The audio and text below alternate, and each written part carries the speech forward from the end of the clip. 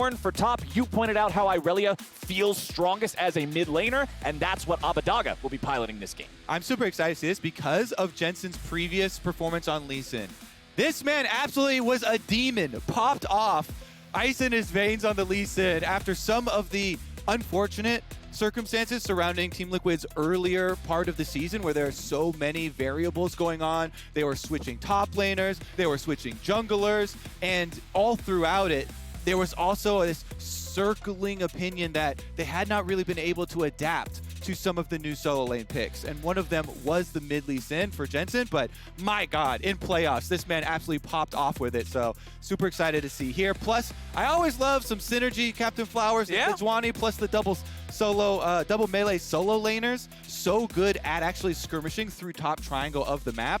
Helps you fight over these scuttle crabs, helps you set up for early heralds because you have so much CC to bring to them and allows the solo laners then to actually 100% their targets. Also, bottom lane, you have a Set who attacks very quickly, right? You have the passive, you have the auto attack reset on the Q. Even though it's only one champion out of the two, punch, you can still just boom, boom, boom, boom, boom, boom, boom.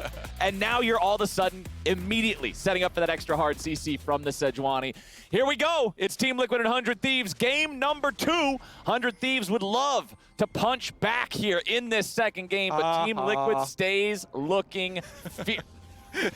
I'm not Freak. I didn't do that on purpose. I didn't mean it, I swear. I mean, you just spent like 40 seconds talking about punching, so there you go. God bless it. All right, a little bit absent-minded there, but hey, remember that if you all want to check out the Orin versus Ganplak matchup there in the top lane, see how that one's done, check out ProView. That is our free matchup here for this game. And while we're waiting on things to start and for the minions to hit the lane, the Tigress is standing by for a sideline interview. Let's see how that went. Thank you, Captain Flowers. Tough start to the series, Reaper. What was your main takeaways from game number 1?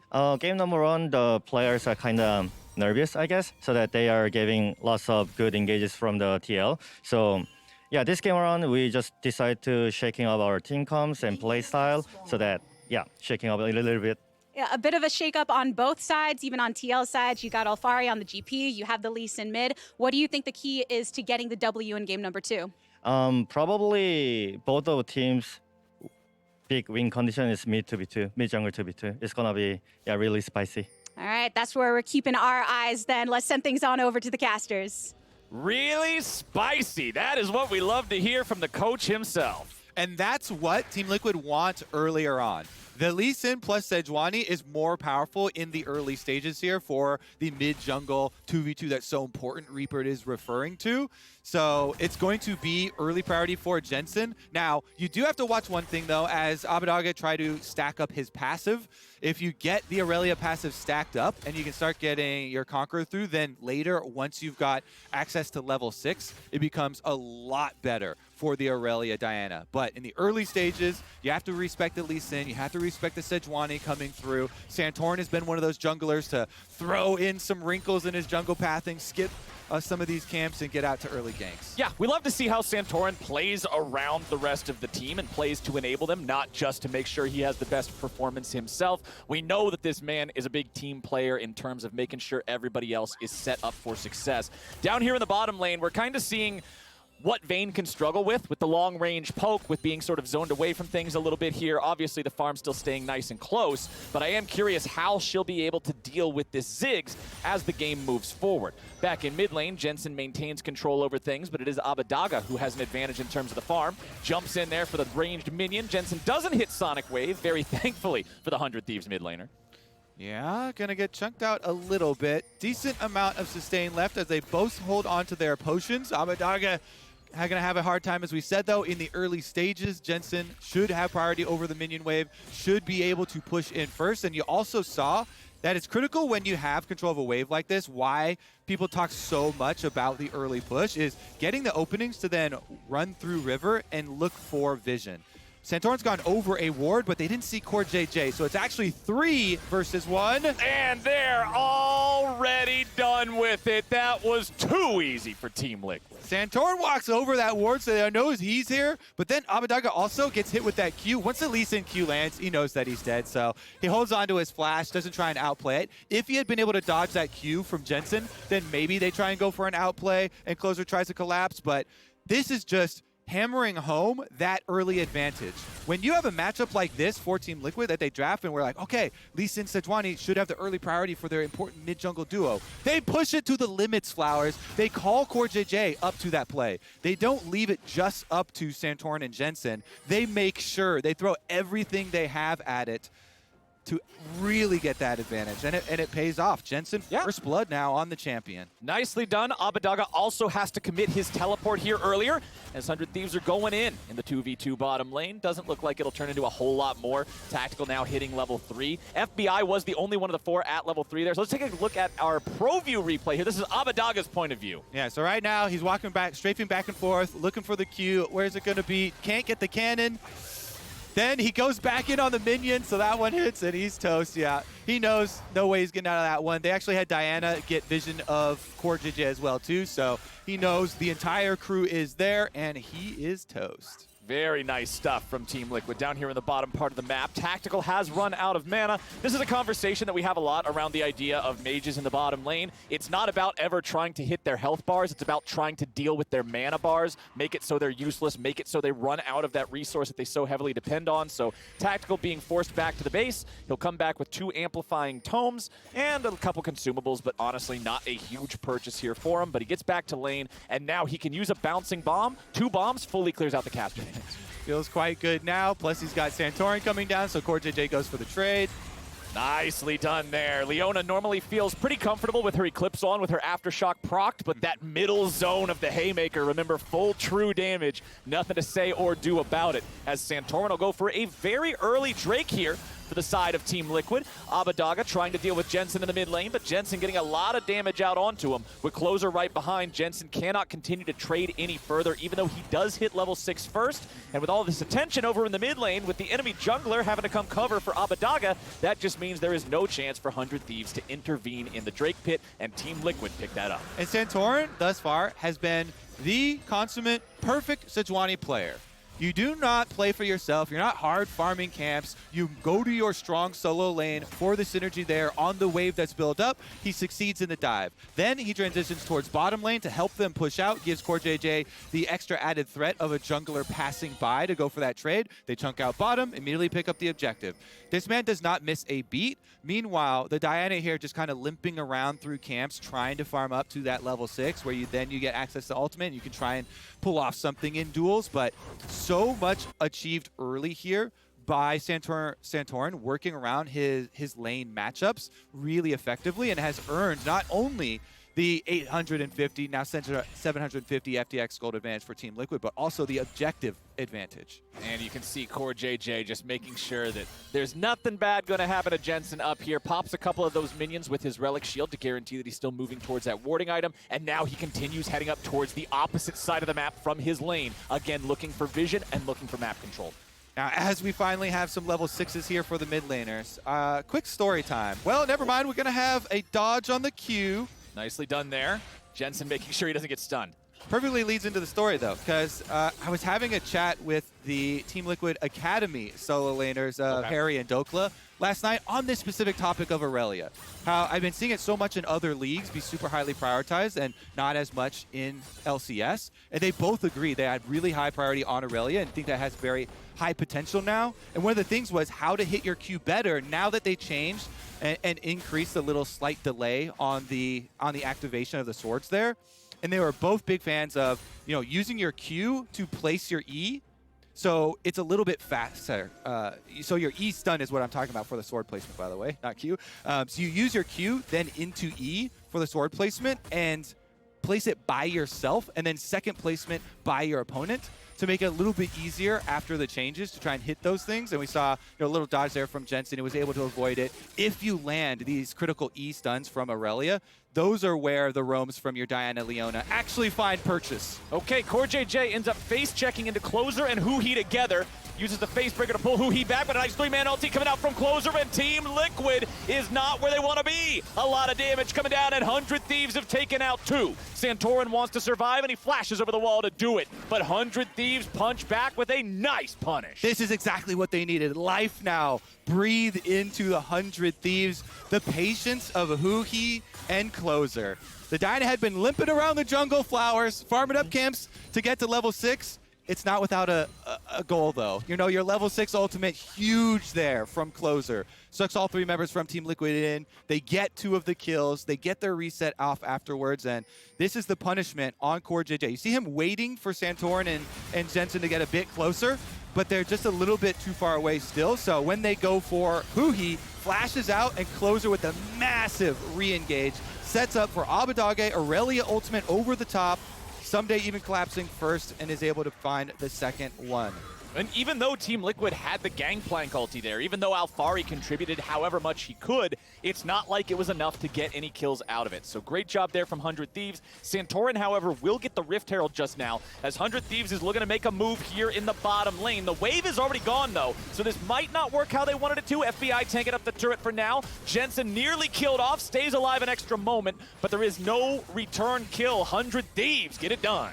Yeah, they don't get the gold onto FBI because he starts out the dive with the Condemn on the wall. That's an opportunity that you kind of have to take right there. It's perfect positioning for the Condemn into the wall, so he just takes upon himself to start it up. That means with tower aggro, he has to drop it and can't stick around for the last hit, but guess what? Just goes over to the Diana there instead and funds this proto belt already achieved by Closer. Now let's see what he can do with it, because had to use his flash in the previous one to get to this position at the top of the FTX gold charts, but now he's got the proto belt to make up for the lack of flash. This is a very big pop-off potential game for Closer. We have seen what this man can do from the jungle, playing a carry style, being the star of the show, and just taking over mechanically when given the opportunity to. And this is the kind of start that really puts you in that driver's seat to do whatever you want to do.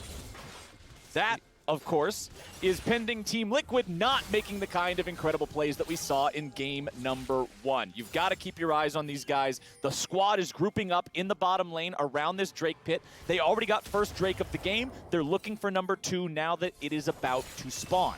Tactical and Corejj clearing out some of the vision placed down by Huhi, but it looks like 100 Thieves are ready to contest this. Now, Ssumday is still in the top lane, and he has no teleport. Alphari's teleport also a few seconds away as he marches back up towards top, but Alphari will have a TP first. Team Liquid, if they're aware of this, could play around it and force a 4v5, but it's 100 Thieves who have found Santorin here at the very start. Corejj wants to go in, but a lot of damage coming out onto Team Liquid. Santorin getting himself away, but the Drake's about to find him. Closer grabbing the kill credit now, and 100 Thieves are just popping off. They're finding themselves a double kill for Abbedagge. It's a 3-for-1, and they are just the better team here in game number 2. Can Tactical steal this? Look at him. He's got vision of it. They're waiting around. Closer smites. There we go. He's just waiting on the cooldown. They know he's got vision, so they don't rush it. I really like that. Not giving anything over to chance there for 100 Thieves. What a big force there. Huhi was not even level 6 here. Level 5 Leona has the confidence to start this out, though, because they have the support from the Irelia Diana combination coming down river. Look at this early move by them.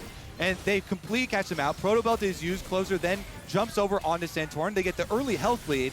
Then it's critical. The bomb comes in before the solo laners arrive, and Santorin gets kicked into the pit. So Santorin dies to Dragon Attack, which then gives Huhi level 6, levels up his level 6 on Leona, uses the ultimate, and they burst out the extra kill. Now guess what? Your mid-jungle duo that was so critical, that got set behind early Flowers, that was dove under turret Flowers, that Reaper talked about in his interview Flowers, has all the kills for 100 Thieves, 5 of them for those 2, and they are popping off. And Blade of the Ruined King just now done for Abbedagge. This is where Irelia starts to get much more frightening, especially when you consider the standard build for Lee Sen. Gore Drinker into Sterix Gauge, that's no resistances and a pile of health. That's exactly what Blade of the Ruined King wants. Some solo laners will. Never mind, here we go. We got some action. Tactical's gonna be your target, and Closer's getting it done yet again. FBI picking up the kills, making a 2-for-1 special.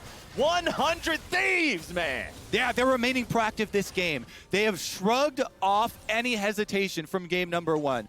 Reaper talks about them playing a little hesitant, a little scared. Not gonna happen twice in a row. 100 Thieves bouncing back in a big way in game number 2. This also allows FBI to get turret plate money off of bottom side, and while Alphari can just look on, he holds on to his cooldowns, he farms his turret plates on top side.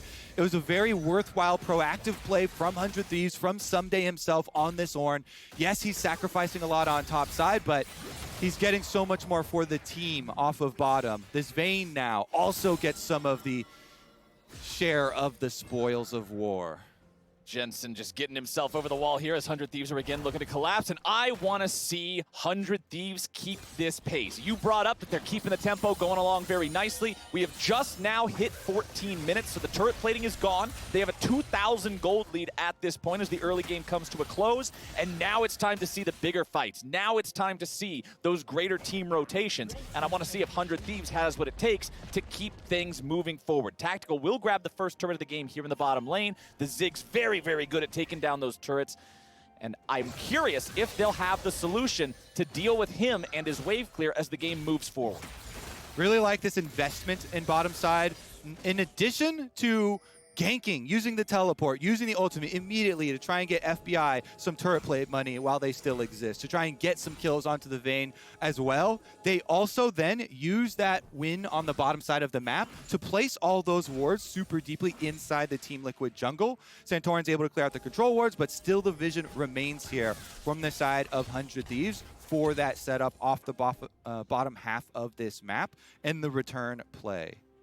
All right, one ward left remaining down here in that bottom lane. It will see that Jensen is on the way as FBI continues farming up here on the Vayne. I like the Immortal Shield Bow. A couple different mythics you see sometimes on this champion, but especially in a game like this where you do have to deal with the powerful range and the AoE and the zone control with the Ganplak and the Zigs. I really like this choice as 100 Thieves has brought Huhi, Closer, and FBI all to the mid lane to see if they can get this shoved out. And it looks like they're going to keep heading towards the top side here. This is pretty entrenched with Team Liquid vision. They'll find that control ward there in the pit. They can't clear out the Scuttle Crab, but they are continuing to move top into this Rift Herald pit. And that's why I liked how the observers highlighted the ward that was in lane that saw the lane assignment early. They saw Jensen heading bottom side. They've got the teleport cooldown. They know Jensen is heading bottom side. No teleport available. This is a free Rift Herald. They cannot come up and answer this play. That in addition to the gold lead that they have and having the Ornn level 11 now with rank 2 ultimate, means they've got team fight prowess on their side. They're able to pick up this objective without losing any pace on the map. They can reset very quickly. The bottom wave is pushed up to turret, only drops off a couple minions before Abbedagge gets there to clean them up. Tactical with a teleport back into mid lane to keep things nice and defended here. He is one level behind FBI, but FBI has been a part of 6 different kills now for the side of 100 Thieves. Huhi doing the same. We talk about this bot lane. We talk about how effective they are. They're having a good second game here thus far. You've also got the stopwatch picked up for Closer, but this is such an important grab. Allows him to go in and drop that aggro, be that initiator here for the team. As topside Alphari will grab the second turret of the game for Team Liquid, but that will be traded for this Drake that Closer's picking up now. Exactly. It's 100 Thieves using their advantage across the map very methodically. We talked about, okay, there's Jensen bottom side, so just cross off the top objective, boom, then you can transition down to the dragon, cross that objective off without giving up anything that wouldn't have died anyways. That top turret was barely still standing, was eventually going to go down to Alphari anyways. So 100 Thieves, they have control of the map and they know it, and they're utilizing their recall timings here to make sure you don't give any trades to Team Liquid while you have the advantage. You know, the Team Liquid are coming to you with trade offer after trade offer, my friend. Decline. And you just decline them all. Decline. Exactly. Decline. No trade here. We're just going to take from you. Take from you.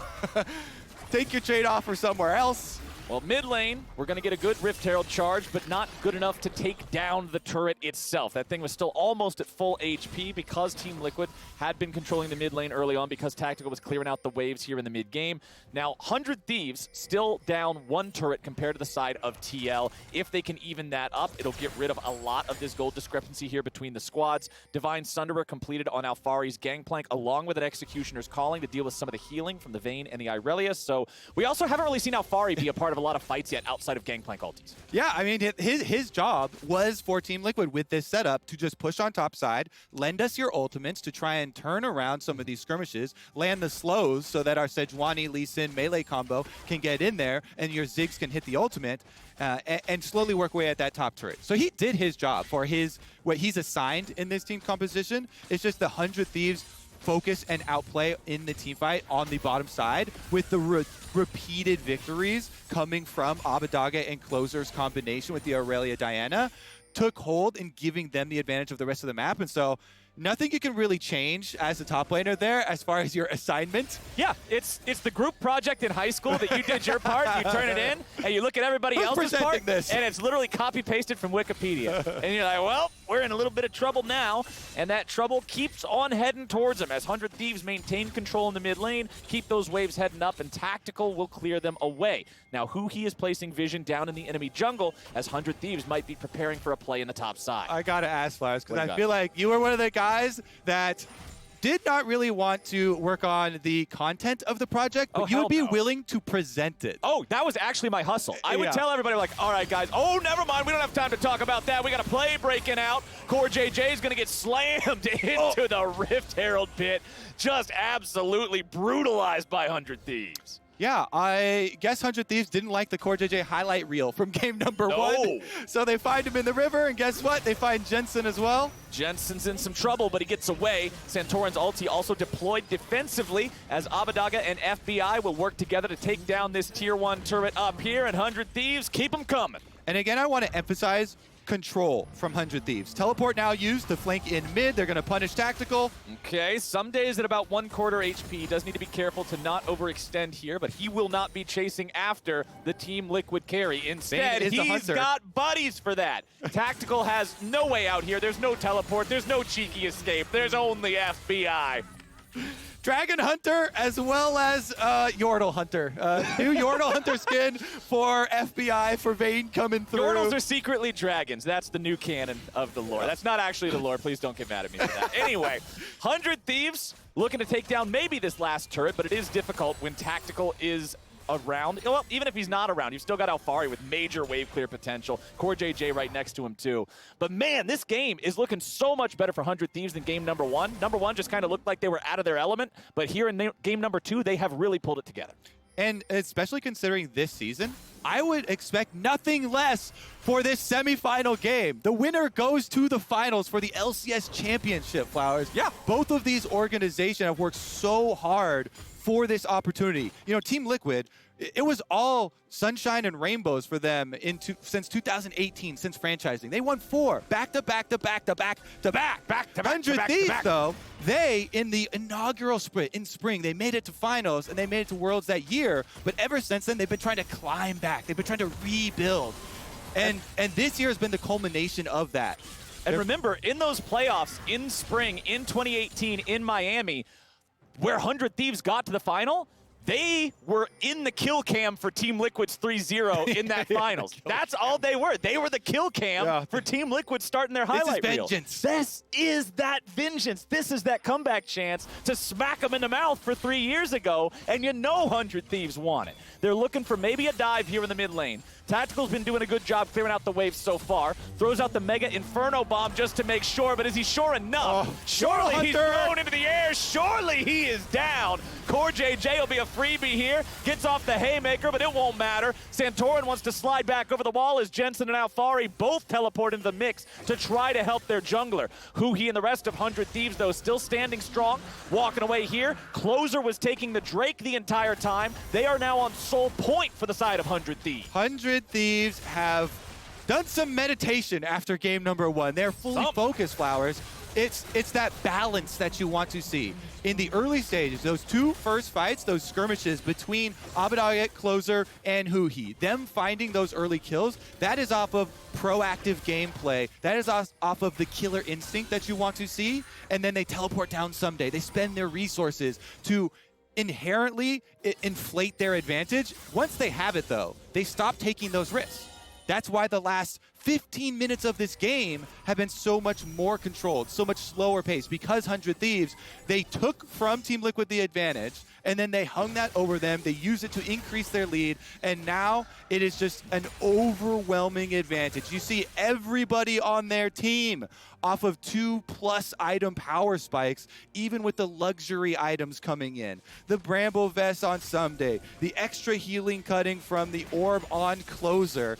They've got all the answers in preparation for this. FBI, you can't even kill this Vayne. This is a frontline super tanky Vayne with the shield bow, plus the Wit's End, super popular combination, 2-item power spike that has been used so much on Ashe, is just beautiful for Vayne as well, with all this AoE guaranteed magic damage from Zigs and then the Ganplak ultimate as well. Yep. He's confident to be in the middle of things. You see him tumbling in for these condemns against the wall, picking people off, going true Yordle Hunter style. Back to the Yordle Hunter. And there's just no big, easy answers for Team Liquid because of how controlled 100 Thieves have been in extending their lead. Let's see if they can mount anything around the big comeback play. Of course, you're always looking at, can Team Liquid rally around a big Baron fight to counter, or rally around the Dragon Soul fight? It's going to take a lot. Yeah, it's going to take a lot. 100 Thieves are not even going to go around Baron. They're like, you know what? You're not even going to give that to you. We'll wait for the Dragon Soul to come up. And we'll wait for the pause to go down. We'll let y'all know as soon as we can whatever's going on here on the Rift. But while things are paused now, man, I am liking what we're seeing from 100 Thieves. I think a lot of people going into this series today, myself included, had Liquid pretty heavily favored because of the way that they've been playing so far, because of how dominant they were against both TSM and Cloud9, and how close 100 Thieves series was with EG. And then after game number 1, it was like, oh man, Liquid's just going to smack these guys around too, aren't they? But no, here in game number 2, 2-12, nice proactive plays, keeping that going. I like what we're getting. And we even saw, Team Liquid playing to some of their early conditions too. We talked about Alphari's assignment in this game and him performing to what Team Liquid needed with their comp. Santorin as well in the first maybe 4 or 5 minutes as far as that setup, going for the early dive. Corejj roaming up on the timing with it too, getting that kill onto Lee Sen, getting that first blood, then getting the first dragon for themselves, transitioning. It's not like this is, oh, what happened to Team Liquid? They've lost to Flowers. We're so scared. No, it is the good answer from 100 Thieves standing up. Somebody had to put the brakes onto this Team Liquid train through playoffs, or else it was just going to run all the way to first place and claim the championship. Yeah. And 100 Thieves are putting those brakes on right now. Which makes it more fun for everybody that's not Team Liquid. So that just means better quality for us. I want to see someone challenge Team Liquid. I want to see someone else say, yes, we're also on that level. Because this is summer playoffs, right? The next step after this is called Worlds, my friend. And when we send teams to Worlds, yeah, turns out that's the way it works. I don't want to be sending 3 teams to Worlds and only have faith in one of them. That's not a good look. Yeah, you want to send your teams through the entire gulag, having them come out fighting for their lives, getting scrappy, make sure they've worked through some. You need to have an arduous journey on the way to success for it to really be a great story. Oh, exactly. Oh, speaking of stories, because you asked earlier, and we got interrupted by a team fight. No, so the scam that I ran back in high school projects and group projects and stuff is I would tell people, now I'm like, Flowers launches into his Ponzi scheme. Hey guys, I know that nobody really wants to have to present these things. It's really tough and all. So if you guys do all the research and all of the other boring stuff and cite the sources, I'll bite the bullet. I'll do the presentation. And then I would always turn it into some completely over-the-top BS that would end up getting extra marks for enthusiasm. And that's how you do it. You never have to do any of the hard work. You just essentially get to go do some whatever parody garbage you want. It's great. Yeah, honestly, it is a win-win situation because you are marketing a rare skill. I was one of those people that did not like to read our reports in the front of a class in high school or in college or anything like that. I did not like public speaking at all. So, exactly how I landed at this job today. So, yeah, I was going to say, well, this is kind of strange that now we're the guy who wanted to avoid it at all costs and the guy who did it as a meme. Now we're both commentators for this. I was full math and sciences only, no English, no history. I was out of there. Full nerd for sure. See, in the math class that I had, in the physics class that I had to take my freshman year at college, my presentation was on the physics of King Kong body slamming different large objects into different surfaces. I got a 95 on that, I'll have you know. I even had MS Paint graphics, King Kong body slamming stuff. That actually sounds like some of the stuff that's gone on the League subreddit where they're talking about, well, Malphite is actually a giant mountain, it's this many tons, and this is how much it would take for Set to body slam Malphite. This is just not possible, Captain Flowers. Doing the lore science analysis is actually some of the funniest stuff to me. People always love talking about that stuff. You're like, which champion would be able to beat Goku in a fight if we take into consideration their real sizes and the fact that Malphite is a mountain and Aurelian Soul is space or something. If you're picking Skarner in every one of these matchups, which I just assume they do. Skarner's like the size of a truck in the lore or something, I'm pretty sure. He's really big. Like, Skarner's lore is when they come try to steal the Brackern crystals, he, like, wakes up and he's a monster from Silent Hill or something. He just starts tearing people apart.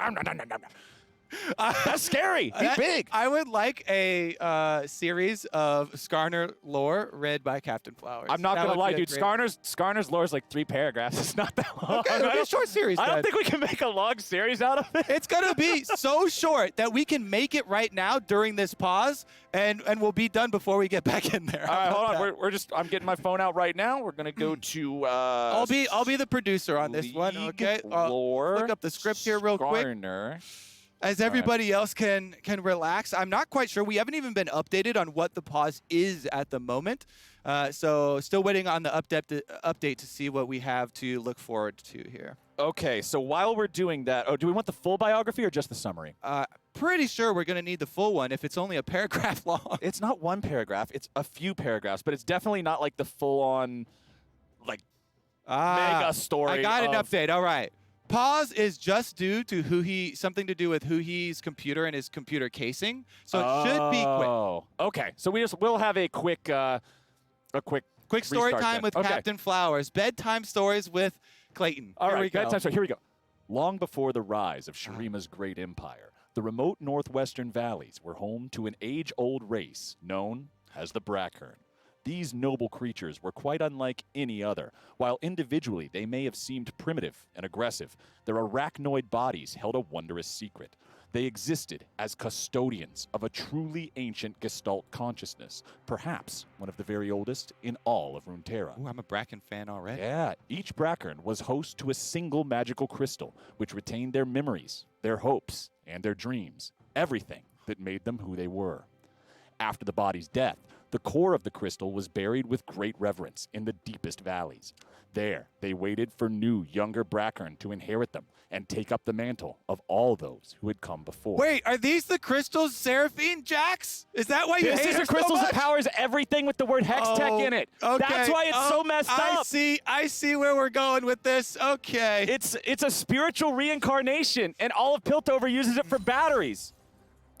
I see why you're so heavily invested in that competition. Anyway, let's get back into the game. We'll get back to dramatic readings of Skarner more later. Anyway, it's time to go back to League of Legends. We don't have any Skarner in this game, but we do have a 2,500 FTX gold advantage for 100 Thieves. We do have a 3-to-1 Drake count in favor of 100 Thieves. We do have a 12-to-2 kill count in favor of 100 Thieves. And there's a theme here, Kobe. It's all 100 Thieves. And we do have a 3-item Vayne hard carry FBI is about to pop off. These are those highlight games that actually they create, a custom game to make your TikTok pop-offs now, and you have some actors on the other side. All right, now, Vayne is going to tumble dodge the Sejuani ult, flash behind the Zigs, miss that ult as well, condemn him into the wall, complete pop-off plays here. But hey, Thieves can set up the entire map. The very first thing that I ever heard of the Chinese Lee Sen TikToks, those montages are like the most well-known ones. So keep your eyes on Jensen, all right? If we're talking about TikTok montage, spoiler, Lee Sen has got to be the most iconic champ for that. So hopefully he can get a big kick or something, give us a closer game. Right now, Team Liquid, they've got about 1 minute and 45 seconds to think about how they're going to approach this Mountain Soul situation. Because Kobe, Leona, and Ornn with a Mountain Soul, that's a pretty big wall. Okay, look at the timing. I like this timing. He knows that he can use his ultimate now. Tactical has a good 1.5 minutes before the Dragon Soul arrives. So uses the ultimate to check Baron. Now, because of the ultimate being used, though, they actually started out 400 Thieves, trying to bait them in. They might force it even a bit earlier. Ssumday flanking around. 100 Thieves demand an answer from Team Liquid. Huhi loses just under half of his health there to an ice barrel, but with Jensen being caught out, this could be very bad news for the side of Team Liquid. He gets away thanks to the mobility of Lee Sen, dashing to safety, as now 100 Thieves have been pulled away from that big objective. Now, I want to point to one of the biggest hopes for Team Liquid in actually killing off that Vayne is going to be Alphari's Gangplank. This is a 1 point of strength that you have for Team Liquid. He is almost level 16 on the Gangplank. He just finishes Irelia's Grudge, plus he's got the early Serpent's Fang. So strong. He's going to be able to try and blast through the shields in addition to blasting through this backline. If Team Liquid can allow Alphari to set up some barrels through these brush and get the Dream barrel chain plus giant AoE combination with tactical Zigs over the top, that is where their way back into this game actually comes from. Yes, it is 12-2 for 100 Thieves, but if they can deny this soul, if they can win this team fight, Team Liquid can try and turn it around. Let's see it, Liquid. What do you got? Here comes the Orn Horn already sounding off. Ssumday throws 2 up into the air, but a flash away. Dodges out from the Irelia ulti. There comes Zigs ult, finds its way onto the Abbedagge and FBI. Both carries here. 100 Thieves now in retreat as Team Liquid looks for their opportunity to go even further. A lot of ultimates already expended from both sides. Yeah, all of the 100 Thieves ones are completely down now, and so it's just Jensen and Corejj with 2 playmaking ultimates on the side of Team Liquid. And again, Alphari here, keep zoning with the barrels. These barrel last hitting minigame is going to be critical. FBI goes for that one. FBI gets 3 in a row. Jensen's on the flank. He's looking for the opportunity for a big Dragon's Rage here. Santorin also ready to go. Him versus Closer on this smite is going to be huge. Corejj with a flash over the wall. Goes in for the big showstopper. He's stuck in the middle of 2. Fight keeps on going, and Team Liquid have not been able to find a single kill yet. Abbedagge going to take down Corejj. Slashing and dashing right back in. Santorin will be the next to fall. Alphari has to flash back over the wall, looking to stay alive.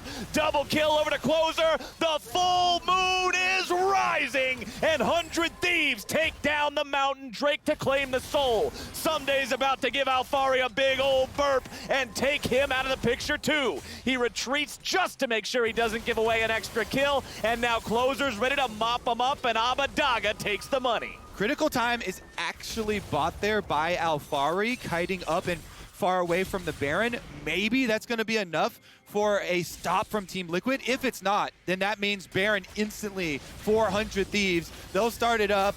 Tactical has his ultimate. All hopes are on the Tactical blind ultimate. There's the Scryer's orb. Can he get it? Oh, this would have to be a huge steal from the Ziggs ulti. Closer ready to go with a smite. Woo! Bomb comes in, they do it slow and steady, and they win the race. 100 Thieves, they've got Soul, they've got Baron, they got a 5K gold lead. This is looking like a done deal. 100 Thieves gonna finish this one shortly. Look at this fight. So Abbedagge starts off by forcing Corejj's hand. He goes in on him 50%. Corejj then has to flash ult to start this fight out, but they have no pressure on any of the 100 Thieves carries. You see, big move from Abbedagge. This Irelia gets so insanely tanky. Yeah. They can't take him down. Extra health scaling as well as the W damage reduction keeps him up, and there's no pressure on the 100 Thieves carry, so FBI shreds from safety. They take down the Team Liquid front line, as you said. Ssumday playing accordingly, backing off, not giving the extra kill. Oh, but we're already back into a bit of a scrap as Jensen has to use his stopwatch to survive there.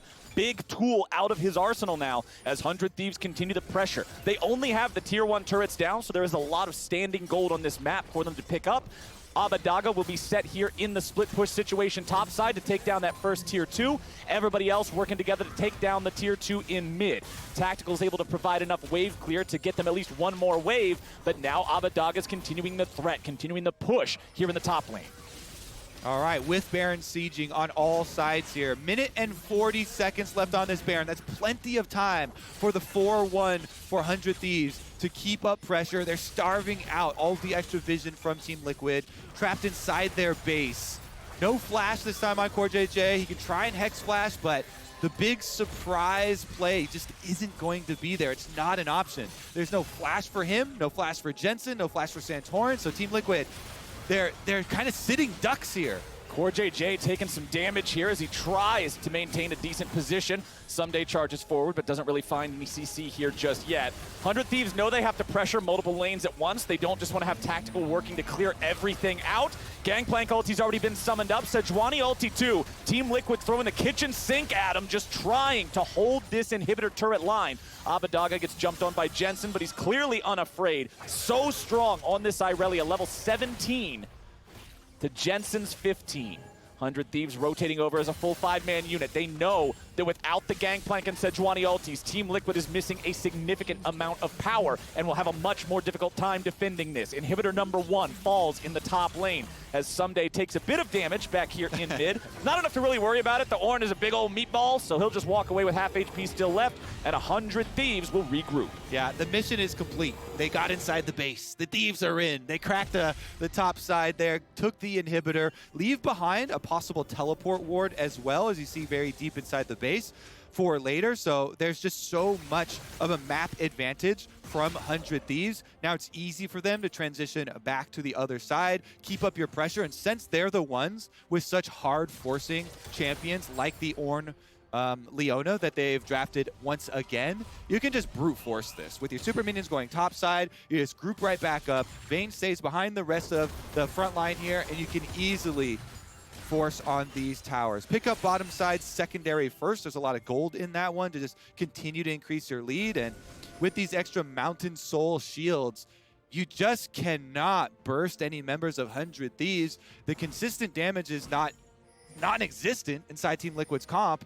So unless Alphari pulls off some crazy heroics on the Gangplank and is able to land multiple barrel explosions onto primary targets, this is going to be the 100 Thieves surrounding this base and forcing their way inside. Tier 2 turret doesn't stand a chance. They collect that gold and then try and go get mid-wave as well. Yeah, the Gangplank being able to hard carry, it doesn't sound just like a water into wine type of miracle. This sounds like water into wine. Then you need to walk on the surface of the wine just to put them back to back and have a shot at bringing this one back in. You turn that wine into some radioactive superhuman juice, and everybody drinks it, and you all become Superman at that point. Everybody needs that Superman juice, and then they're ready to go. But hey, Closer just picked up Morello Namicon, so enhanced Grievous Wounds here to make sure that the healing on Team Liquid is at a minimum.